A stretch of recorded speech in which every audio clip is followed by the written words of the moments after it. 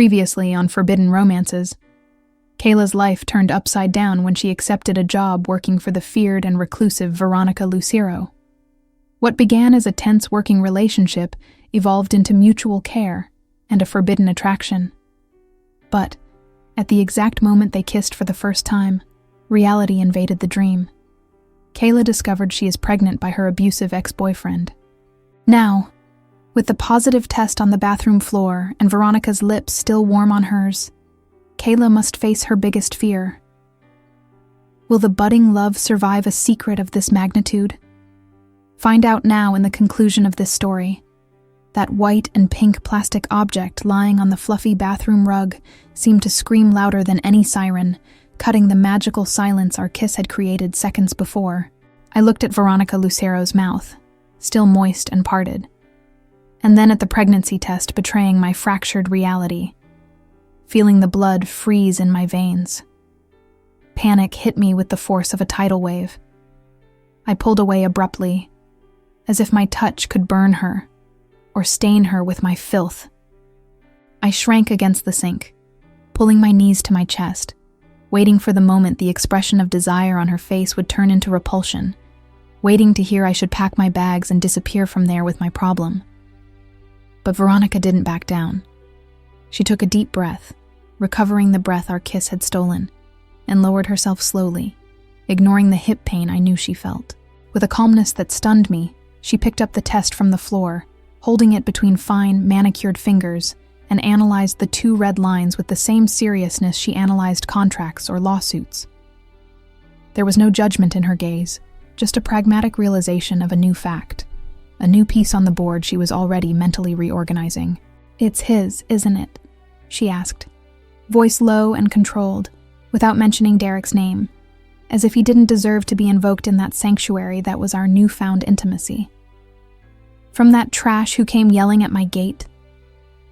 I just nodded affirmatively, unable to speak, tears flooding my eyes again. The shame was so great I wanted to dig a hole in that marble floor and hide forever. I started babbling disconnected apologies, saying I was leaving, that I didn't want to be a burden, that I knew a woman like her didn't deserve to have a maid pregnant by a toxic man inside her house. I was saying I would abort my own happiness so as not to disrupt her life, because that was what I had learned to do, cancel myself out. "Stop talking nonsense, Kayla," she interrupted me, holding my chin firmly and forcing me to look into her eyes. "No one is going anywhere. Do you really think after what just happened between us, I'm going to let you walk out that door helpless, carrying a child in your womb? You don't know me as well as you think if you believe I am capable of such cruelty." "But it's his child, Veronica," I whispered, her name leaving my mouth without the Ms. for the first time, loaded with fear and intimacy. "It's a complication. It's baggage. It's noise. You like silence, order. A baby will destroy all that." She let out a brief, nasal laugh and tossed the pregnancy test into the trash can with a gesture of disdain, as if she were discarding the importance of the biological father along with the object. Then, she held both my hands, which were freezing, and warmed them between hers, bringing her face close to mine until our foreheads touched. I closed my eyes, feeling her breath mixed with mine, and her scent calming the hurricane inside my chest. "My house has 18 rooms, Kayla," she said, and I could hear the smile in her voice. "I think we have enough space for a crib without it destroying my peace. On the contrary, maybe this house needs a little life. I spent years surrounded by silence and expensive furniture, and look where that got me, to bitter loneliness. You brought light here, and if you come with an extra package, then we will welcome that package." "We?" I asked, opening my eyes, not believing the plural she had used so naturally. "Yes, we," she confirmed, and gave me a long, chaste peck, but full of promises, sealing the commitment right there on the bathroom floor. "You took care of me when I was a grumpy, unbearable old woman. Now it's my turn to take care of you. That man, the so-called biological father, has no power in here. He is the past. What is happening here, between you and me, is the future." and I will protect that future with all my strength." She helped me up, and even though I was the younger one, I felt she was the tower of strength supporting me. We left the bathroom holding hands, and the maid's room, which previously seemed a cold and impersonal place, suddenly transformed into a setting of complicity. She didn't want to go back to her room immediately. We sat on my narrow bed, side by side, and she hugged me from the side, letting me rest my head on her shoulder. We stayed there for a long time, in silence, digesting the roller coaster of emotions that had run us over that afternoon. Her hand moved down from my shoulder and landed, hesitant and light, on my still flat stomach. It was a gesture so intimate, so possessive and protective, that it made me cry again. But this time it was a cry of relief, of someone letting go of a burden too heavy to carry alone. I covered her hand with mine, accepting that affection, accepting that, in some miraculous way, that baby wouldn't be a hindrance, but one more bond between us. "You're going to have the best prenatal care money can buy," she began to plan, her practical and executive side taking control to mask the emotion. "I know the best obstetricians in the city, and let's look at your clothes. You're going to need comfortable things. No tight uniforms. As of today, you are no longer my employee, Kayla. We'll invent a title, personal assistant, lady companion. It doesn't matter. But you won't be mopping floors or cooking for me while carrying this child." I tried to protest, say I needed to work, needed the salary, but she put a finger to my lips, asking for silence.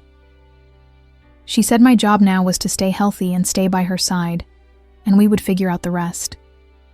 The certainty with which she spoke of the future made me dizzy, but also gave me hope I had never felt before. I was pregnant, theoretically unemployed, but I felt like the richest woman in the world because I had the love of that extraordinary woman. Night fell outside, turning the Boston sky into a dark blanket dotted with distant lights. But inside that room, time seemed to have another dimension. There were no more passionate kisses that night, no bold advances. The mood was of absolute tenderness, of scouting the terrain. We were both scared by the speed of things, but neither of us wanted to back down. When she finally got up to go to her room, the physical separation hurt. She stopped at the door, leaning on her cane, and looked back at me, sitting on the bed with swollen eyes and an overflowing heart. The hallway light outlined her silhouette, strong and majestic, and I thanked God, or fate, for guiding me to that gate on that interview day. "Try to sleep, my dear," she said softly, "and leave the door unlocked, in case you need anything, or in case I need to know you're still here and it wasn't a dream." I smiled, nodding, and heard her footsteps fade down the hall. I lay on the bed, bringing my hand to my lips where her taste still lingered, and then to my stomach. I wasn't alone anymore.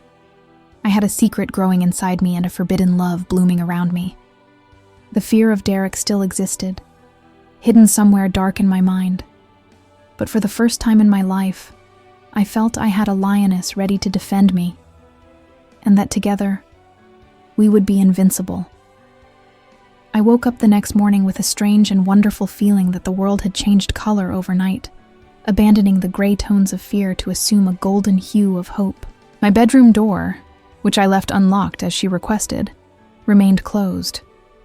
But knowing the barrier between us was only symbolic made me sleep a deep and restorative sleep, something I hadn't experienced in months.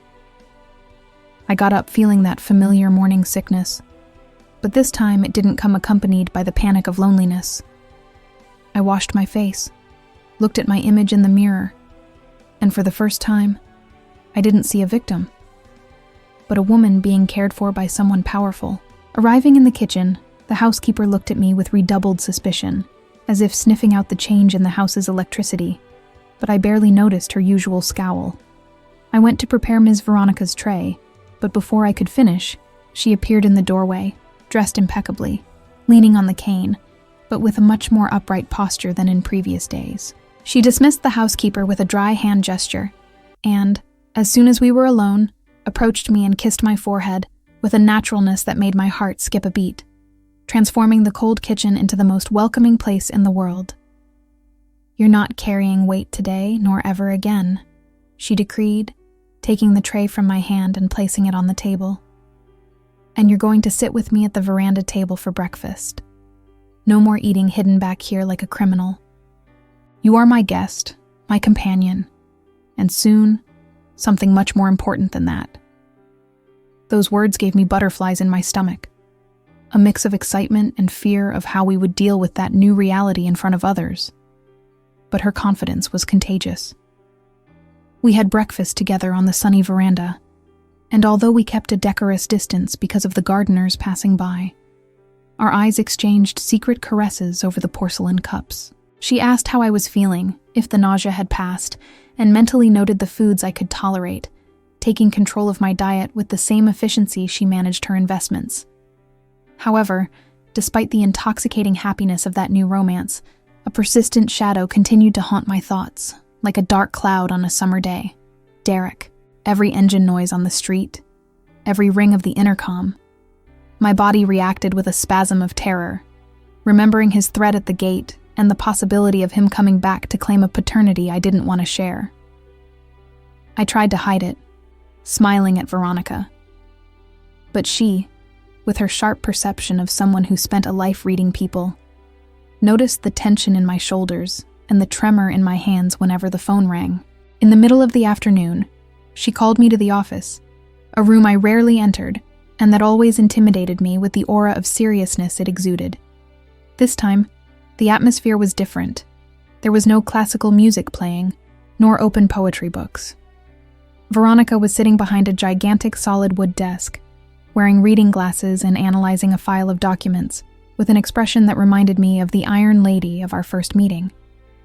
She signaled for me to close the door and sit in the chair across from her, and the ceremonial tone made me apprehensive.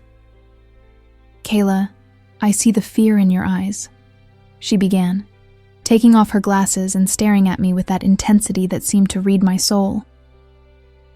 "You are happy with me, I feel that. But a part of you remains out there, at that gate, waiting for that man to return. And I cannot build a life with you if we are living under the shadow of a phantom threat. I'm scared of him, Veronica," I confessed, my voice disappearing in the grandeur of that office full of diplomas and law books. "He's vengeful. He thinks he owns everything. If he finds out about the pregnancy, he won't know, and if he knows, he won't do anything." She cut me off, with a voice that allowed no rebuttal, a voice of someone used to handing down final sentences. "Do you know what I did before the accident? Before retiring and locking myself in this house?" I shook my head negatively. I knew she was rich, cultured, but I never knew the exact origin of that natural authority. "I was a criminal judge for 30 years, Kayla," she revealed, and the information dropped on me like an anvil, explaining so much about her personality, about the rigidity and strength. "I dealt with the worst of humanity. I put men much more dangerous than your ex-boyfriend behind bars. I know the law. I know the loopholes. And most importantly, I know how fear works. And I used my contacts to guarantee our peace." She opened the file on the desk and slid a manila envelope toward me. My hands shook as I picked up the paper, feeling the coarse texture, and looked at her seeking permission. She nodded, and I opened the envelope, pulling out a series of photographs and a detailed report with Derek's name at the top. They were photos taken from a distance, photos of him in bars, clubs, and places I didn't recognize. "I had a private detective investigate his life as soon as he made that scene out front," she explained, with the pragmatic coldness of a strategist. "I needed to know who I was dealing with to know how to neutralize him, and what we discovered is revealing." I started looking at the photos more carefully. There were photos of him entering a specific club downtown, photos of him talking very closely with other men, photos of discreet affection, holding hands on dark streets, smiles he had never given me. The report described a double life, frequenting places known by the city's LGBTQIA+ community, casual relationships with other guys, an entire life hidden under the facade of aggressive machismo. He used to belittle me. He lives a lie, Kayla, Veronica said softly, seeing the shock stamped on my face. His aggression, the hate, the need to control you. All that is a front to hide who he really is, and the fear he has of being discovered by his conservative family and work friends. He doesn't hate you, he hates himself. I dropped the photos on the desk, feeling a dizzying mix of shock and relief. The monster that haunted me suddenly shrank in size, becoming just a confused and frightened man, trapped in his own lies. The pregnancy, which previously seemed like a weapon he would use against me, was now something he would probably reject with all his might to avoid dealing with the reality of a traditional life he didn't desire. With this dossier in hand, he will never dare approach us, Veronica continued, standing up and coming around the desk to stand by my side. He knows that if he bothers me, I have the power to expose his life, or worse, sue him for harassment and disturbance with robust evidence. He is terrified of being exposed. His silence is guaranteed by his own fear. She put her hands on my shoulders, giving a firm massage that began to dissolve the knots of tension I had been carrying for days. I tilted my head back, looking up at her face, and felt overwhelming admiration. She hadn't just consoled me. She had gone to war for me, used her intelligence, her money, and her power to eliminate the dragon guarding the tower of my prison. "You are free, my love," she whispered, and the use of that affectionate nickname for the first time made my heart overflow. Free to live your life, free to have this baby in peace, free to love me without looking back. I stood up and hugged her tightly, burying my face in her neck, feeling tears of gratitude wet the collar of her silk shirt. The weight of the world was gone. Derek wasn't a horror movie villain anymore. He was just a closed chapter, a sad page I could finally turn. There, in the arms of that relentless ex-judge who had become my protector and lover, I knew that nothing, absolutely nothing, could touch us. We were shielded by love and the law, and the future, which before seemed like an abyss, now stretched before us like a red carpet ready to be walked. That night at the mansion felt like nothing I had ever experienced there, not even in my most optimistic modern Cinderella dreams. The air of the house, usually cold and silent, was impregnated with the warm and welcoming aroma of rosemary and roast lamb, mixed with the soft scent of vanilla candles flickering in silver candlesticks scattered around the dining room.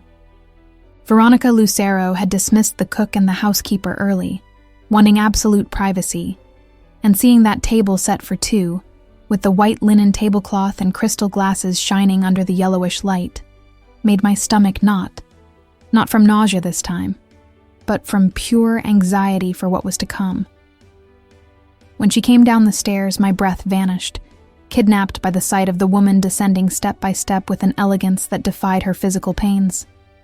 She wore a navy blue silk dress that hugged her curves and left her shoulders bare, and her hair was loose, falling like a dark cascade over illuminated skin.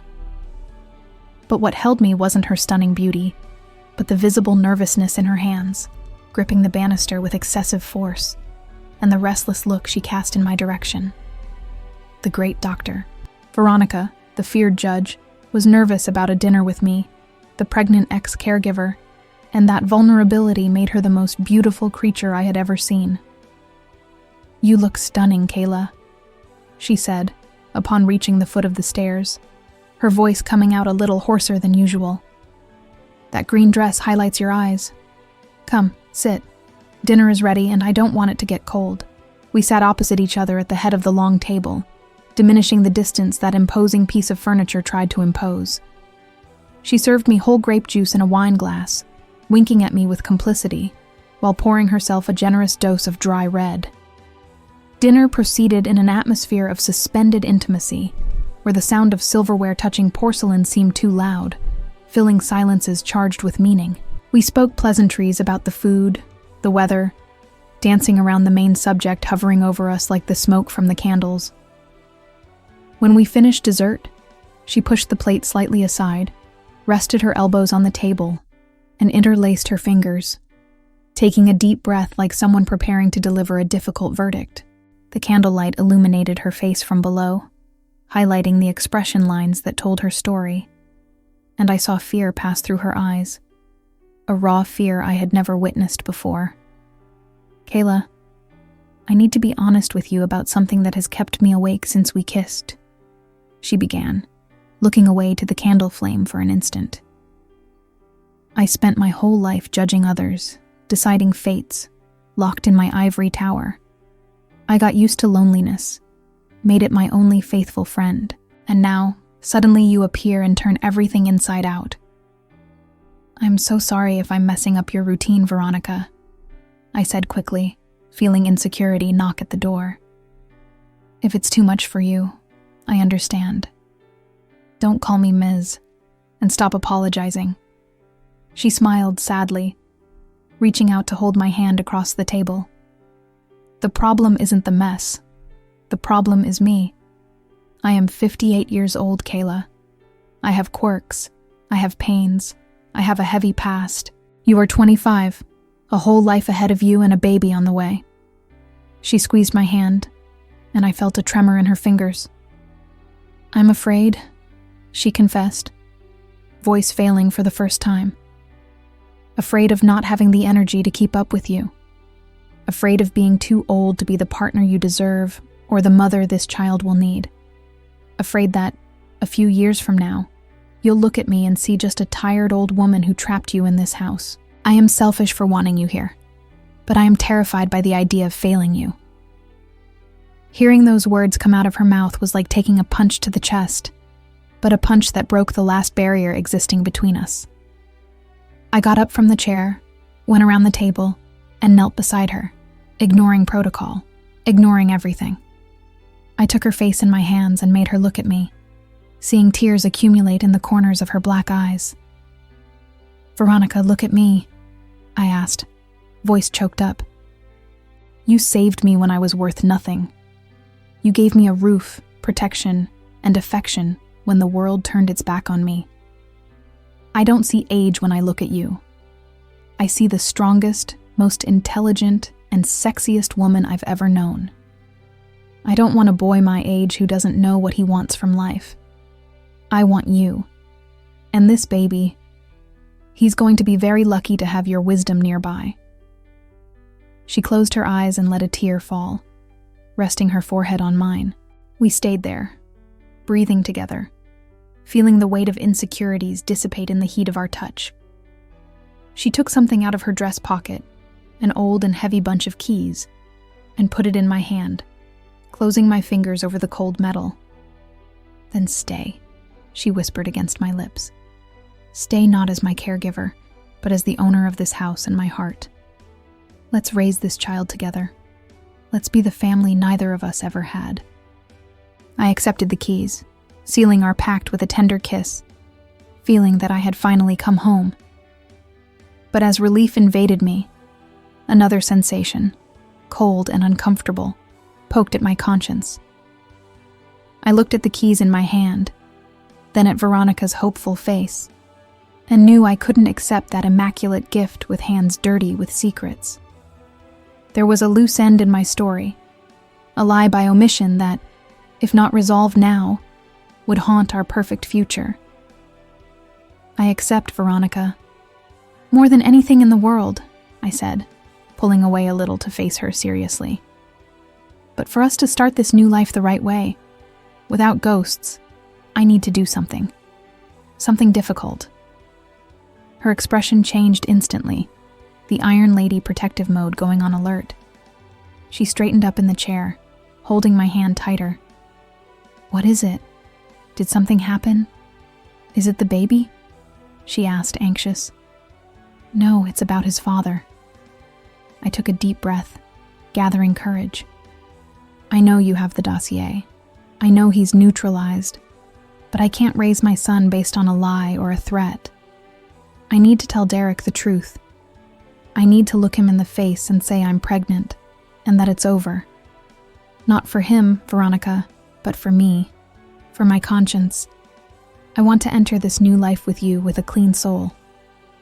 Veronica was silent, jaw tense, processing the information. I saw the reluctance in her eyes, the instinct to lock me in the tower and throw away the key to protect me from the world.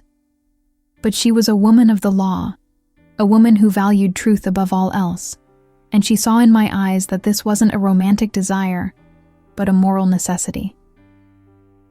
"Are you sure you want to stand face to face with him again?" she asked, voice deep. "He can be unpredictable."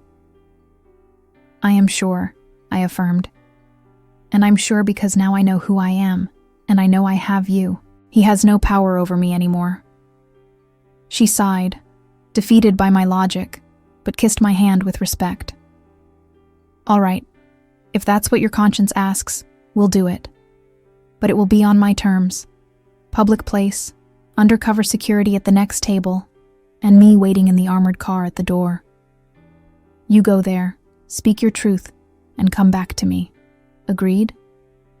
"Agreed," I replied, feeling a mix of dread and liberation. Dinner ended with a silent toast to our future, but the tension of the next day hung in the air.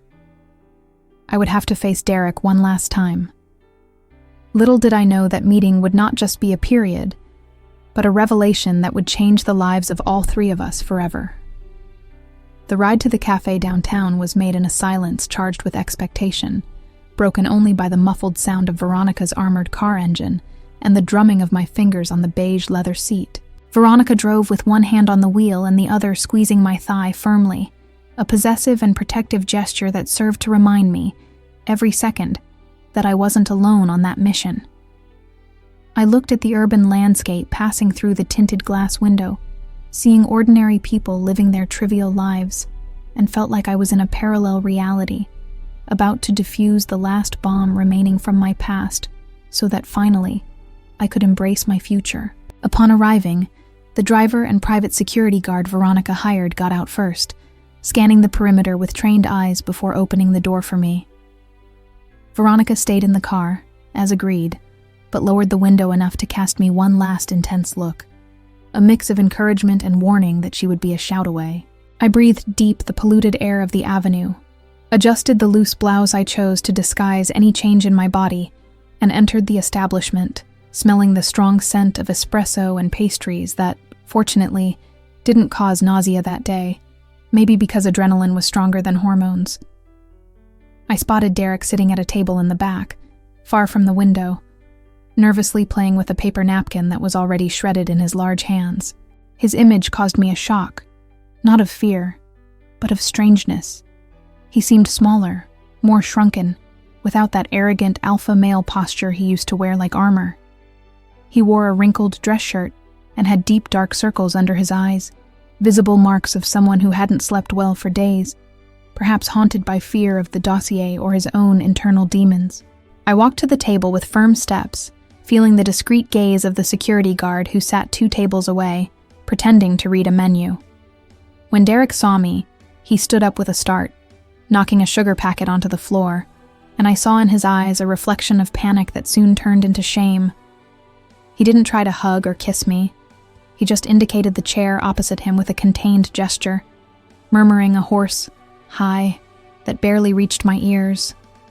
I sat down, keeping my spine straight, feeling strangely powerful before that man who, months ago, had the power to make me cry with a simple criticism.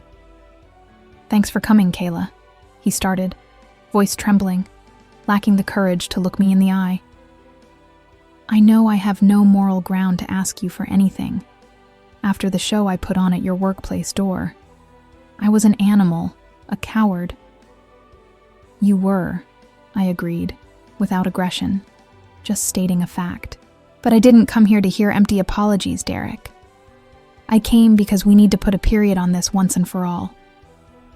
He nodded frantically, running a hand through his short hair in a gesture of frustration. He took a long sip of water, as if needing to clear his throat to say something that had been stuck there for years. "I need to tell you something," he said, lowering his voice to a conspiratorial whisper. "That day at the gate, I was drunk because I couldn't stand my own head anymore. I took out on you the anger I feel toward myself, You were always good to me, Kayla. Too good. The problem was never you. The problem is I was trying to be someone I'm not. I stayed silent, waiting, although I already knew exactly what was coming next. Seeing his struggle to verbalize his own truth awakened unexpected compassion in me. I'm gay, Kayla. He let the sentence out all at once, as if he had vomited poison, and closed his eyes expecting my judgment. I like men, always have.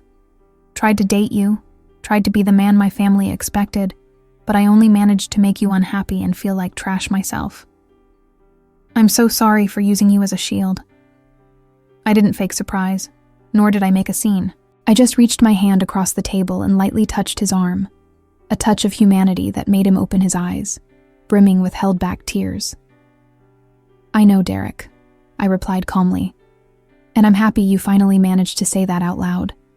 It must be liberating to take off that mask after so long.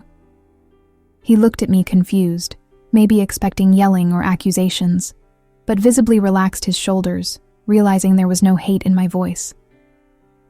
You're not angry? He asked, incredulous. I was, I admitted. But the anger passed, because I have similar news to give you. Life is funny, Derek. While you were hiding, I was also lost, trying to fit into a mold that wasn't mine. He frowned, not understanding where I was going. I also discovered I like women, I revealed, and saw his jaw drop slightly. And I'm dating an incredible woman, the owner of the house where I work, the woman who defended me from you that day. We are together, and I have never felt so complete, and so myself, as I feel with her. Derek let out a nervous, incredulous laugh, shaking his head as if trying to process the cosmic irony of the situation. The two of us, he murmured, a crooked smile appearing at the corner of his lips. We both lived a lie together for 2 years. What a waste, Kayla. What a waste of time and suffering. But I'm happy for you. Really. That woman. She looked like a lioness defending her cub. She is, I smiled, feeling my heart warm just mentioning Veronica. But the conversation isn't over, Derek. Sexuality is only part of the story. The news I have for you is much more shocking and will require from you much more than just acceptance. His smile disappeared, replaced by renewed tension. He leaned forward, sensing the shift in my tone. What is it? Are you sick? I took a deep breath, placed a hand on my womb instinctively, and dropped the bomb that would change our lives forever. I'm pregnant, Derek. 3 months. And the child is yours. From that last night of ours. The silence that followed was absolute, deafening, isolating our table from the cafe noise. Derek froze, color draining from his face, eyes fixed on my stomach, as if trying to see through the fabric. He opened his mouth to speak, but no sound came out. He grabbed the glass of water again, hands shaking so much water splashed on the table, and drank it all in one gulp, trying to buy time for his brain to process the information. I waited, patient, ready for the worst, ready for him to deny, for him to run, for him to say he didn't want to know. But when he finally put the glass on the table and looked at me, I saw something different in his eyes. It wasn't fear, nor rejection. It was a moist shine of emotion. A son, he whispered, voice choked. My God, Kayla, a son. He covered his face with his hands for a moment, breathing deeply, and when he removed them, he seemed like another person, more mature, more sober. I know I have no right to ask for anything, he said, looking at me firmly. I know I'm gay. I know you're with someone else. But I don't want to be my father. I don't want to be an absentee. I want to help. I want to be a father to this child, Kayla. My way, without disrupting your life with her. But I want to be present. I want to do at least one thing right in my life. It was my turn to be surprised. That wasn't the Derek I knew. It was a man transformed by truth and imminent responsibility. I felt a lump in my throat, and without thinking, stood up and hugged him. He stood up too and hugged me tight. A clumsy hug, but full of genuine affection. The hug of two survivors who just found peace amidst the rubble of a confused past. "We'll manage," I whispered in his ear. "We're going to be the weirdest and most modern family in the world, but this child is going to be very loved." We separated, both with tears in our eyes, but smiling. I paid the bill before he could protest, and left the cafe with the sensation of floating. I walked to the armored car where Veronica waited for me, and when I got in and saw her anxious face, I knew it had all been worth it. I hadn't just gotten rid of a burden. I had gained an ally and ensured my son would have all the love he deserved, coming from all possible directions. I entered the armored car and closed the heavy door, isolating the outside world again and plunging into the safe and perfumed silence Veronica Lucero provided. She didn't start the engine immediately. Her hands gripped the steering wheel so hard her knuckles were white, and her eyes scanned me with an urgency almost painful, looking for any sign of crying, fear, or regret on my face. I took a deep breath, feeling the air conditioning dry, the cold sweat on the back of my neck, and to her surprise and mine, let out a low laugh, a laugh of pure relief that seemed to bubble from the bottom of my soul. Veronica frowned, confused, letting go of one hand from the wheel to touch my face, checking if I wasn't having a nervous breakdown. "Kayla," she called, voice full of caution. "What happened in there? Did he threaten you? Did he deny it? Why are you laughing, my dear? You're scaring me." "He didn't threaten anything, Veronica," I replied, covering her hand with mine and kissing her soft palm. "Life is a very funny play, and we were suffering over a script that didn't even exist. Derek, the big monster of my past, he's gay." Veronica blinked twice, processing the information, and her mouth opened in a perfect O of surprise. The tension emanating from her dissipated like smoke, replaced by a comical incredulity. She leaned back on the leather seat, letting out the air she was holding, and shook her head, letting out a short, dry laugh, typical of someone realizing they armed a war to kill an ant. "Are you serious?" she asked, still smiling.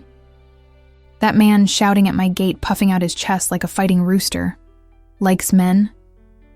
"Yes," I confirmed, feeling a delicious lightness. "He was living a lie, just like me. We talked, Veronica. For real, for the first time. I told him about us, and he was happy. And then I told him about the baby." Veronica's smile diminished a little, the Iron Lady posture reappearing at the edges, vigilant. She turned sideways in the seat, focusing all her attention on me, black eyes scrutinizing my reaction. "And how did he react?" she inquired, tone dropping an octave, becoming grave. "Did he reject the child? Did he ask for DNA? Because if he dared doubt your word, I have lawyers who can—" "He wants to step up, Veronica," I interrupted gently, seeing her expression change from protection to a subtle and devastating insecurity. He was shocked, of course, but then he cried. He said he wants to do the right thing. He wants to be a present father, not to get back together with me, but to help raise his son. The silence that settled in the car was different from before. It was a dense silence, full of unasked questions. I saw Veronica look away to the dashboard, biting her lower lip, a gesture of vulnerability she rarely showed. I knew exactly what was going through her head. The fear of being left over. Fear that the traditional family would pull me back. Fear there wouldn't be space for a third person, especially an older woman who had no blood ties to the child. "Veronica," I called, making her look at me again. "I know what you're thinking, and I need you to listen to me very carefully. Derek is the biological father. He will have his name on the birth certificate. He will visit, he will help, but he is not my family. You are." She looked at me with teary eyes, the mask of strength falling to the ground. 3 is a complicated number, Kayla, she whispered, voice choked. I was never a mother. I don't know how to change diapers. I have no patience for crying. And now I'm going to have to share decisions with a man whom, until yesterday, I wanted to see locked up. I'm afraid of getting in the way. Afraid that, when this baby is born and he's there, playing the role of father, you'll realize I am just the rich lady paying the bills. That broke my heart, but also gave me the certainty that I needed to be her rock in that moment, just as she was mine. I unbuckled my seatbelt, leaned over the center console, and held her face with both hands, forcing her to dive into my gaze. You will never be just the one paying the bills, I said firmly, emphasizing every word. You are the woman I love. You are the mother I chose for my son. A parent is who raises, and a mother too. Derek is going to be the father, yes, and that's great for the boy. But who is going to wake up in the middle of the night with me is you. Who is going to teach him about art, music, and character is you. Our son will be lucky to have double the love, not divided love. Veronica closed her eyes, absorbing the promise, and a solitary tear ran down, which I kissed before it fell. When she opened her eyes again, the gleam of determination had returned, mixed with infinite tenderness. She held my wrists, kissed my hands, and took a deep breath, resuming control, but now with a pacified heart. All right, she said, straightening in the seat and starting the car engine with a soft roar. If we're going to do this, we'll do it right. I am a lawyer, remember. Let's draft a very clear co-parenting agreement. Mr. Derek will be welcome, as long as he respects our rules and our routine. This child will be raised with love, discipline, and lots of spoiling. And woe betide him if he tries to give opinions on the nursery decoration. We both laughed, a laugh that sealed our modern family pact, and she drove back home. The journey seemed shorter, lighter, as if the streets of Boston were applauding our courage. When the mansion gate opened, I didn't see that place as a workplace or a lonely fortress anymore. I saw a home. A big, complex home. Maybe a little emotionally messy, but a true home. We entered the house holding hands, not caring if the housekeeper or gardener were watching.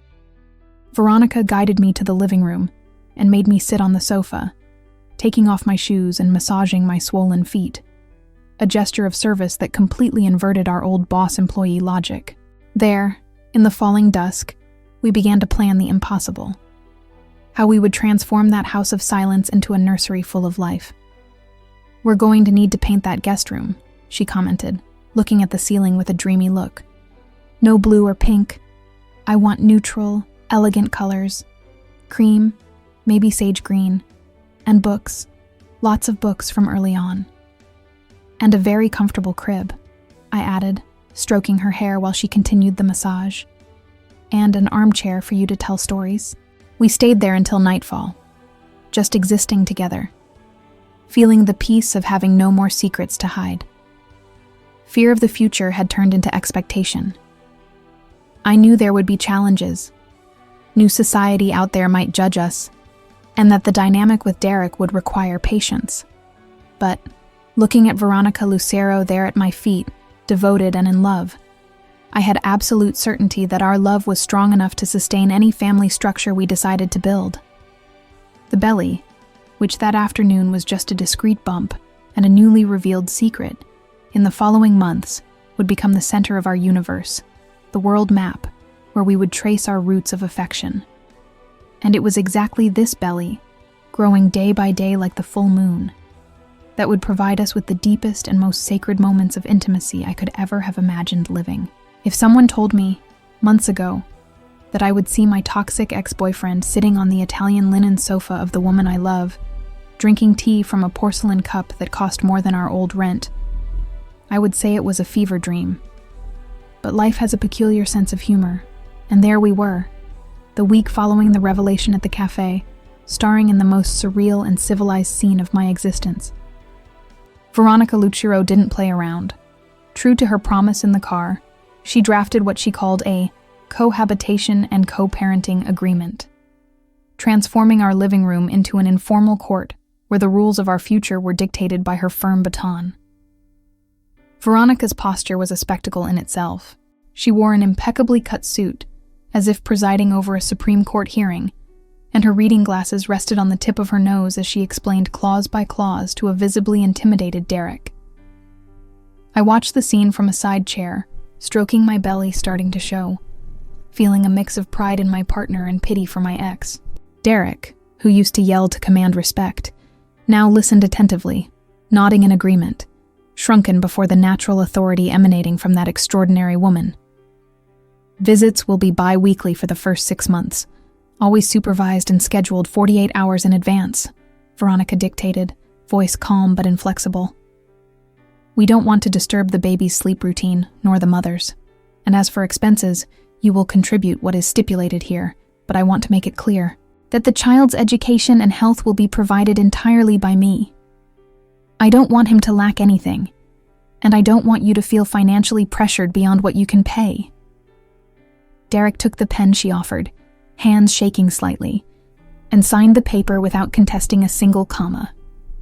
When he looked up, there was no resentment, just silent gratitude. He knew he was receiving a gift. The chance to be a father without the burden of supporting a family alone, and the chance to coexist with his son without needing to hide who he really was.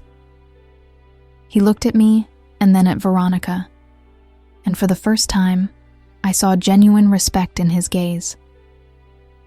"Thank you, Dr. Lucero," he said, using the title not out of obligation, but reverence. "I promise I won't be any trouble. I just want him to know I exist and that I didn't leave." "He will know," Veronica guaranteed, removing her glasses and softening her expression.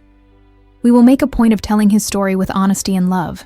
Now, if you'll excuse me, Kayla needs to rest." As soon as the door closed behind Derek, the air in the room changed instantly. The implacable judge disappeared, giving way to the insecure woman living beneath that armor. Veronica let out her breath forcefully, kicked off her high heels right there, and threw herself on the sofa where he was sitting minutes before, running her hands over her face as if wanting to wipe away the tension. I got up and went to her, sitting by her side and pulling her into a hug, feeling her body relax against mine. "Was I too harsh?" she asked, hiding her face in my neck. "Did I seem like a controlling witch? I just wanted to ensure he understood the boundaries, but now I keep thinking if I scared your son's father away forever." "You were perfect," I whispered, kissing her temple, smelling the woody perfume I loved so much. "You were the lioness protecting the den." "Derek needs boundaries, Veronica. He always did. You gave him the structure he never had. And honestly, I think he felt relieved to have someone in charge." She lifted her face and looked at me with those deep black eyes, where I saw a residual fear shining deep down. "I felt jealous, Kayla," she confessed, voice coming out in a thread. "When he said our son, looking at you." My chest tightened. A horrible voice in my head said they are the blood, and I am just the add-on. That when this child is born and looks at him, there will be a biological connection I will never have. That confession hurt, because I knew it was a real fear, based on everything society said about what a real family is. I took her hand and brought it to my belly, which at that moment gave a subtle kick, an almost imperceptible movement I had been feeling for a few days, but hadn't shared with anyone yet. "Do you feel that?" I asked, pressing her hand against the fabric of my blouse. Veronica's eyes widened, holding her breath, concentrated on the palm of her hand. A few seconds of absolute silence passed, and then it happened again. A small jolt, life manifesting inside. Veronica's mouth opened in a smile of pure ecstasy, and tears instantly welled in her eyes. "He moved," she whispered, awestruck, as if she had just witnessed a miracle. "My God, Kayla, he moved." "He moved for you, Veronica," I affirmed, emotional. He knows your voice. He knows your touch. You talk to him every night. You sing to him. Derek might have given the DNA, but you are the one nourishing this child with love every day. Blood is just biology, my love. What we have is a bond, and no one takes that away. Veronica lowered her head and kissed my belly with a devotion that made me shudder, whispering promises of eternal love to that little being who didn't even know the world yet. In that moment, any doubt about her role dissolved. She wasn't the stepmother, nor the grandmother, nor the rich aunt. She was the mother, a mother who chose to love, which might be the purest form of motherhood there is. The following months flew by in a sweet mix of preparations and domestic intimacy. The mansion, previously silent, was invaded by paint catalogs, fabric swatches, and delivery boxes arriving almost every day. Veronica retired from her reclusive retirement and took on the Enzo's Room project with the same energy she dedicated to her most complex cases. It was fun watching her argue with decorators about the exact shade of sage green, or testing the safety of strollers with impressive technical rigor. But the best part wasn't the shopping or decoration. It was our routine. Waking up next to her, feeling her protective arm around my waist expanding every week, was the best part of my day. My pregnancy, which started as a lonely nightmare, had turned into our shared journey. Veronica took care of me with zeal bordering on obsession. She controlled my vitamins, massaged my swollen legs, and learned to cook healthy dishes just to ensure I didn't get heartburn. We created a bubble of happiness so dense the outside world didn't seem to matter. Derek did his part, sending respectful messages and asking about checkups, but kept the agreed distance, understanding that sacred moment of gestation belonged to us. I saw Veronica's transformation, her rejuvenation. The bitter, pained woman from the beginning had disappeared, giving way to a vibrant woman who smiled with her eyes and who, sometimes, I caught dancing alone in the living room, with a baby onesie in her hands. However, as the belly grew and the 8th month approached, bringing with it the physical weight and discomfort of carrying a life almost ready, our intimacy changed tone. The passionate and urgent sex of the early months gave way to something different, slower, more sensory, an exploration of touch and sensitivity I never knew existed. On a rainy night, typical of late summer in New England, I discovered that desire doesn't disappear with pregnancy. It just transforms into something sacred, where care and pleasure merge into one thing. Rain beat hard against the panoramic window of our room, a constant rhythmic drumming contrasting with the warm, protected silence inside. I was lying on the king-size bed, surrounded by an army of pillows Veronica insisted on arranging strategically to support my back and legs, trying to find a position where the weight of the 8-month belly didn't cut off my breathing. I felt like a beached whale in Egyptian cotton sheets, swollen, tired, and with belly skin so stretched it seemed about to tear at any moment. But ironically, I never felt so loved in my entire life. The bathroom door opened, releasing a cloud of scented steam, and Veronica emerged wearing only a burgundy silk robe, with damp hair and a loose bun, and holding a bottle of almond oil. The light from the reading lamp gilded her dark skin, creating soft shadows highlighting the curve of her neck and elegance of movement. She walked to the bed with that decided step of someone on an important mission, sat beside me, and began rubbing the oil between her palms to warm it, a ritual we repeated religiously every night, but never failed to give me chills. "How are my loves today?" she asked, voice husky and low, while pulling back the duvet and lifting my satin nightgown, exposing the round, firm mound sheltering our son. "Enzo is agitated with the rain. Feels like he's tap dancing in there," I replied, letting out a groan of relief when her warm, oily hands touched my skin. "And his mom has lower back pain that feels like she carried a sack of cement all day." Veronica smiled, a devoted smile, and began the massage. Her hands, which used to sign sentences and flip through files, now glided over my belly with impressive technique and delicacy. She drew slow circles, conversing with the skin, feeling every undulation, every movement of the baby. I closed my eyes, surrendering to the sensation, feeling the sweet smell of almonds invade my nostrils and calm my nervous system. "Shh, calm down, big boy," she whispered, leaning in to speak directly to my belly. "Let mommy rest. You have to stay in there a little longer. Don't want to come out in this storm." I felt her warm breath against my stretched skin, and my body reacted instantly, a shiver running up my spine and concentrating in my lower belly. It was confusing and wonderful to feel desire in that state, body so transformed, so far from beauty standards. But Veronica made a point of making me feel the most desirable woman in the world. She kissed the top of my belly, then the side, tracing a path of wet kisses that made me sigh loudly. "You are beautiful, Kayla," she said, looking up to face me, and I saw her pupils dilated, dark as the night outside. "You have no idea of the power emanating from you right now, generating life. It's the sexiest and most sacred thing I've ever seen." "I feel huge, Veronica," I confessed, running a hand over my swollen face. "My ankles disappeared. I have stretch marks appearing. Sometimes I'm afraid you'll look at me and miss the Kayla from before." She stopped the massage immediately, held my face with oil-covered hands, not caring about staining the pillowcase, and kissed me with an intensity that took my breath away. It wasn't a chaste goodnight kiss. It was a woman-to-woman kiss, loaded with hunger, tongue, and promises.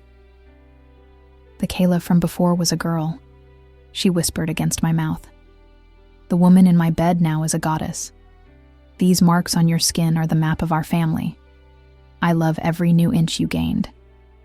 I love how your breasts got bigger, love the curve of your hips, love everything. Never again dare think I don't desire you." Those words dissolved my insecurity like salt in water. I pulled her to me, forgetting discomfort, forgetting weight, wanting only to feel her. Veronica climbed onto the bed carefully, getting on her knees between my legs, hovering over me like a guardian, and restarted the massage, now moving her hands down to my thighs, relieving muscle tension with firm touches that went higher and higher, grazing my groin, provoking waves of heat radiating from my center. The room seemed to have shrunk, reduced to that circle of yellow light and smell of oil. We didn't need rush, nor acrobatics. Intimacy there was made of lingering looks, touches that knew every shortcut to pleasure, disjointed whispers mixed with the sound of rain. When she lay down beside me, fitting her body to my back in the big spoon position, hand resting protectively over Enzo, I felt absolute peace. "We're ready, aren't we?" I asked in the dark, feeling heavy sleep arrive. "We are," she replied, kissing the back of my neck. "The room is ready, the hospital bag is in the car, and my heart is ready. You can come, Enzo. Your moms are waiting." I fell asleep certain that nothing could shake the fortress we built. But nature, in its unpredictable wisdom, doesn't wait for perfect planning or full nights of sleep. The calm of that rainy night was just the prelude, the last deep breath before the final plunge. Because a few hours later, when the rain let up and the sun hadn't even thought about rising, my body would give the definitive signal that the waiting time was over and the true trial by fire of our new family was about to begin. The awakening didn't come with sunlight or the soft alarm of Veronica's phone, but with a sharp, tearing pang that shot through my lower belly like lightning, ripping me from deep sleep in a stifled scream. I sat up in bed with a jolt, gasping, and felt the soaked sheet beneath me, a warm liquid sensation confirming what my body was already shouting. The time had come. I looked at the digital clock on the nightstand, red numbers marking 3:40 in the morning, and touched Veronica's shoulder, who slept heavily beside me, exhausted by the massage and constant vigil. "Veronica," I called, my voice coming out shaky, mixed with a new wave of pain that made me double over. "Veronica, wake up. My water broke."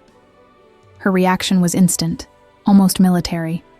She didn't grumble, didn't stretch. One second she was sleeping, and the next she was standing by the bed, turning on the lamp, eyes wide but focused. Emergency mode activated. She looked at the puddle on the sheet, then at my contorted face, and the mask of efficiency fell for a brief second, revealing raw panic I had never seen in her. The great judge, who controlled courts and destinies, stood before the only force of nature she couldn't legislate: birth. "Okay, breathe," she said, more to herself than me, running to the closet to grab a loose dress for me. "The bag is already in the car. The doctor said when the water broke we'd still have time. We don't need to rush. Breathe, Kayla. For the love of God, breathe." She helped me dress with hands trembling slightly, put on my slippers, and guided me to the house elevator, supporting all my weight on her body.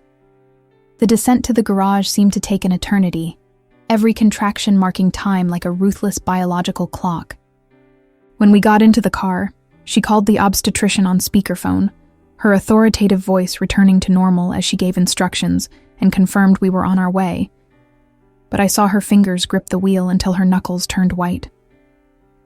The drive to the maternity ward was a blur of empty city lights and panting breaths. Veronica drove fast, cutting through deserted red lights with audacity that would make me laugh if I wasn't concentrating on not screaming. She held my free hand the whole time, kissing my fingers at every interval of pain, whispering promises that everything would be fine, that I was strong, that she wouldn't let anything happen to me. I felt her fear vibrate through the touch, fear of losing me, fear of the unknown, fear that happiness was too fragile to last. We arrived at the obstetric emergency and were met by a team already expecting us, alerted by Veronica's VIP status. I was put in a wheelchair and taken to the labor room, with Veronica running beside me, refusing to let go of my hand, even when nurses tried to pull her away to check my vitals.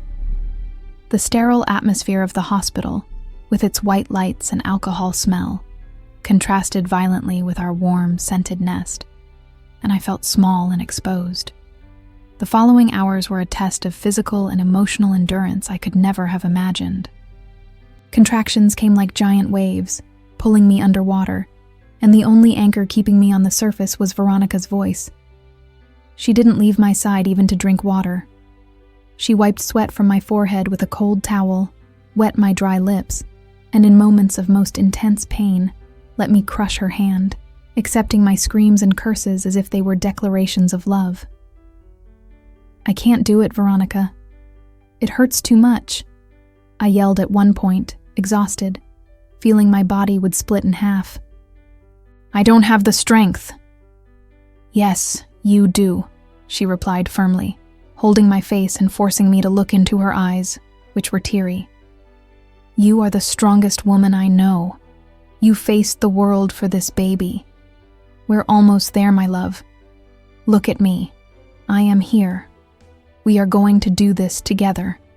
Derek arrived sometime in the early morning, staying in the waiting room as agreed, respecting our sacred space. But his presence out there brought me additional peace, knowing our son would have everyone there for him. But inside there, on the battlefield, it was just the two of us. I saw Veronica argue with a nurse who was sharp with me, saw the Iron Lady growl to protect her female and her young, and felt a wave of love so big it overcame the pain for an instant. When the doctor finally announced it was time to push, the world narrowed down to that moment. Veronica was pale, fear stamped on her face, but assumed her position by my side, holding my shoulders, serving as physical support for my final effort. I pushed with everything I had, with my soul, with the desperate will to see our son's face, guided by her hoarse encouragement in my ear. "That's it, Kayla. Almost there. I can see him," she shouted, voice failing from emotion. "One more time. Please, my love. Just one more time." And then, with a final scream of liberation, the pressure disappeared, followed by a second of silence that seemed to last a lifetime. And then, the most beautiful sound in the universe exploded in the room. Enzo's strong, indignant cry announcing his arrival to the world. I fell back onto the pillows, crying and laughing at the same time, exhausted, empty, and overflowing. I looked at Veronica and saw her as never before. She was crying copiously, without trying to hide it, tears running freely down her face as she looked at the baby in the doctor's arms. The woman who never wanted to be a mother, who thought her time had passed, stood there, disarmed and remade by the sight of that new life. The doctor quickly cleaned the baby and placed him on my chest, that tiny, warm, wet, perfect body seeking my warmth. "He's beautiful," Veronica sobbed, reaching out a trembling hand to touch his tiny back. "He's perfect, Kayla. Look at his fingers. Look at his hair. He has your upturned nose," I joked weakly, pulling her hand so she could touch his skin. "Hi, son. This is Mommy Veronica. She was dying to meet you." Veronica stroked Enzo's little head with sacred reverence, and when he instinctively grabbed her finger with that surprising newborn strength, I saw the final transformation happen. The fear of being left out, fear of not knowing how to love, all evaporated. In that tiny handshake, an eternal pact was sealed. She wasn't just the mother's partner. She was his mother, connected not by blood, but by soul. The doctor asked if the father would like to come in to cut the cord, but Veronica looked at me and I nodded. "You cut it, Veronica," I said. "It was you who sustained me until here. It is you who will separate him from me to introduce him to the world." She hesitated for a second, looking at the surgical scissors with the respect of someone who knows the symbolic importance of that act. With hands still trembling, but guided by the doctor, she made the cut, separating our physical bodies, but uniting our lives forever. When she took Enzo in her arms, wrapped in the maternity blanket, and nestled him against her chest with frightening naturalness, I knew everything would be okay. We were taken to the recovery room when the sun was already high in the Boston sky, illuminating the most important day of our lives. Derek entered soon after, shy, eyes red from crying outside too. Veronica, in a gesture of supreme generosity, handed the baby to his arms for a few minutes, and seeing the two, the biological father and the heart mother, admiring our son together, was proof that love, when true, doesn't subtract. It multiplies. I fell asleep watching the scene of Veronica sitting in the nursing chair, with Enzo sleeping in her lap, guarding his sleep like a lioness guards her cub. The storm had passed, the pain had been worth it, and the strange and modern family we promised to be had just been born, perfect in all its imperfections.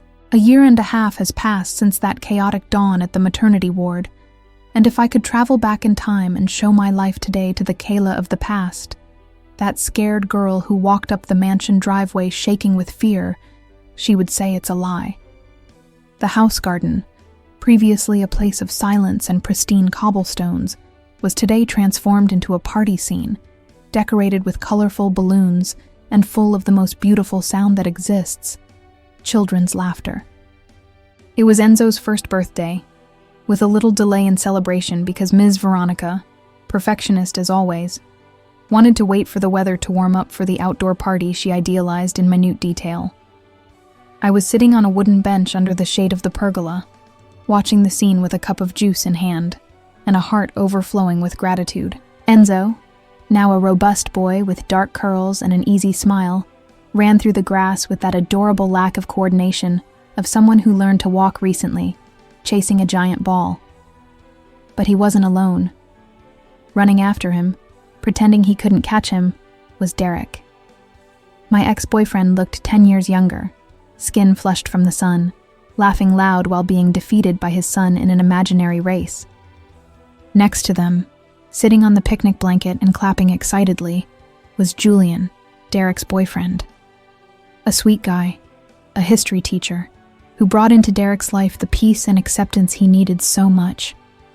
Seeing the two there, integrated into our routine, being loving and present uncles, without any tension, without any remnant of that toxic past, was living proof that forgiveness not only liberates, it builds bridges where only walls existed before.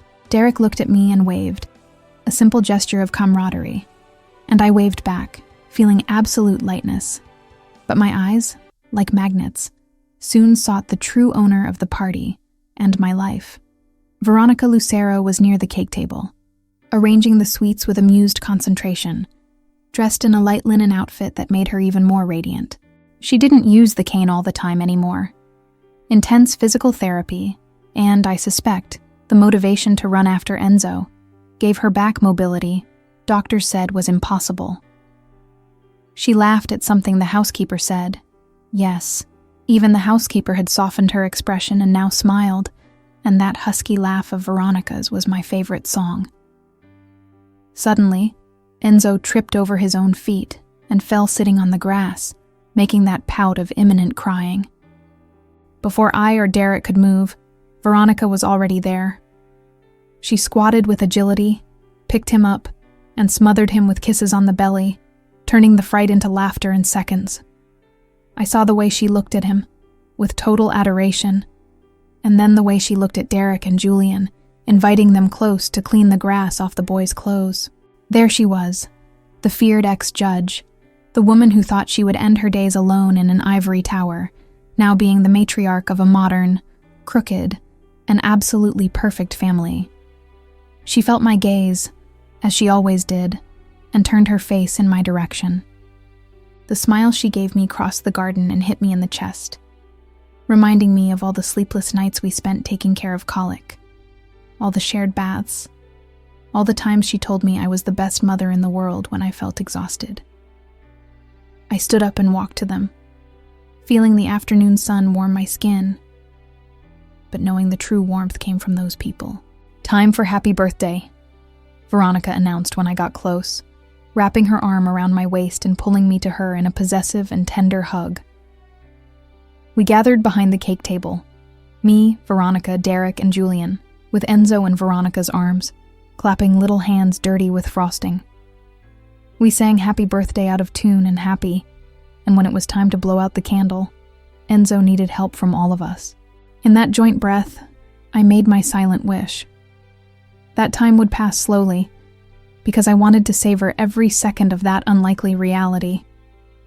While the guests ate cake and the music played again, Veronica pulled me discreetly to a corner further away from the garden, away from the confusion.